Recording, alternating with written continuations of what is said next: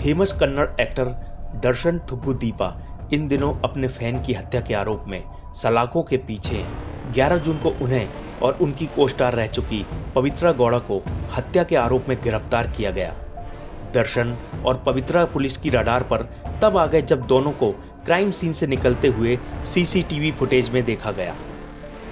Actor दर्शन Thoogudeepa Kannada cinema का एक बहुत बड़ा नाम है। उन्हें 9 बार बेस्ट एक्टर का अवार्ड भी मिल चुका है। ऐसे में हत्या के आरोप में उन्हें गिरफ्तार करना कर्नाटक पुलिस के लिए इतना आसान नहीं था। आइए आपको इस वारदात की सिलसिलेवार घटनाक्रम बताते हैं। चित्रदुर्ग की एक फार्मेसी में काम करने वाले रेणुका स्वामी की चाहत फिल्म स्टार दर्शन के लिए दीवानगी की हद तक थी। यही वजह है कि जब दर्शन की शादीशुदा जिंदगी में पवित्रा गौड़ा की एंट्री हुई तो रेणुका स्वामी एक्ट्रेस पवित्रा गौड़ा से नाराज रहने लगा। हालांकि न तो रेणुका जाति तौर पर दर्शन को जानता था, न ही पवित्रा को। जनवरी 2024 में कन्नड़ एक्ट्रेस पवित्रा गौड़ा ने दर्शन के साथ अपनी 10वीं एनिवर्सरी मनाई थी। इससे दोनों की रिलेशनशिप विवादों में आ गई क्योंकि एक्टर दर्शन पहले से ही शादीशुदा है। इस खबर से रेणुका स्वामी काफी नाराज था। वह लगातार पवित्रा को मैसेज कर दर्शन से दूर रहने को कह रहा था। शुरुआत में पवित्रा ने उसके मैसेज को इग्नोर किया, लेकिन बाद में रेणुका स्वामी आपत्तिजनक मैसेज करके धमकियां देने लगा। पुलिस के अनुसार पवित्रा गौड़ा ने ही एक्टर दर्शन को रेणुका स्वामी की हत्या के लिए उकसाया और उसे सजा देने के लिए कहा। 8 जून को जब चित्रदुर्ग में दर्शन के नाम से फैंस क्लब चलाने वाले राघवेंद्र ने रेणुका स्वामी को फोन किया और दर्शन से मिलने का मौका देने की बात कही तो रेणुका स्वामी की खुशी का ठिकाना नहीं रहा। राघवेंद्र के बुलाने पर वो खुद अपनी स्कूटी लेकर चित्रदुर्ग के चल्लाकेरे इलाके में पहुंचा और वहां पहुंचकर उसने राघवेंद्र को फोन किया। इसके बाद राघवेंद्र ने उससे मुलाकात की और अपने साथ दर्शन से मिलने बेंगलोर चलने को राजी कर लिया। अपने कुछ साथियों के साथ एक कैब में रेणुका स्वामी को लेकर बेंगलुरु के लिए रवाना हो गया। रास्ते में उसे बाकी के गुर्गे भी मिले जो सीधे रेणुका को लेकर पट्टानगर इलाके के उस शेड में लेकर पहुंचे जहां रेणुका को घंटों टॉर्चर किया गया। पुलिस ने बताया कि अगवा करने के बाद फैन रेणुका स्वामी को बेल्ट लाठियों से पीटा गया। करीब 1 घंटे तक की गई मारपीट में रेणुका स्वामी को गंभीर चोटें आई और उसने दम तोड़ दिया। टाइम्स ऑफ इंडिया की रिपोर्ट के मुताबिक इस मामले को अंजाम तक deputy commissioner of police S Girish ने पहुंचाया। अगर आप इवेंट के सीक्वेंस को देखें तो एक व्यक्ति की हत्या होती है और 4 लोग जुर्म कबूलने के लिए पुलिस स्टेशन पहुंचकर सरेंडर कर देते हैं। स्टेशन लेवल ऑफिसर ने उनकी बनी बनाई स्टोरी पर भरोसा कर लिया और केस क्लोज होने की बात होने लगी। लेकिन डीसीपी एस गिरीश को ये मामला खटकने लगा। उन्होंने सरेंडर करने वाले 4 लोगों के स्टेटमेंट पढ़े तो उसमें एक रूपता नहीं थी। इसके बाद डीसीपी गिरीश ने अपनी टीम के साथ 4 से कड़ी पूछताछ की।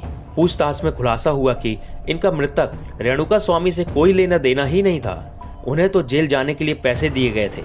पूछताछ में 4 लड़कों ने एक रेस्तरां मालिक विनय वी का नाम लिया। पुलिस ने विनय वी को पकड़ा और पूछताछ में सामने आया कि विनय एक्टर दर्शन का करीबी है।